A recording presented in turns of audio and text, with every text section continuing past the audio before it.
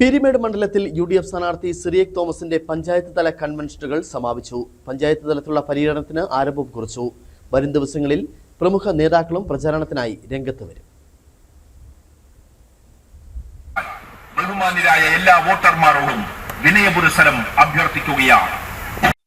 പ്രളയത്തിൽ തകർന്ന കൊക്കയാറ്റ് ഗ്രാമീണ റോഡുകൾ, പാലങ്ങൾ എന്നിവ പുനരുദ്ധരിക്കുമെന്ന് UDF സ്ഥാനാർത്ഥി സിറിയക് തോമസ് പറഞ്ഞു. കൊക്കയാർ, പെരുവന്താനം പഞ്ചായത്തുകളെ സ്വീകരണ യോഗങ്ങളിൽ പ്രസംഗിക്കുകയായിരുന്നു അദ്ദേഹം.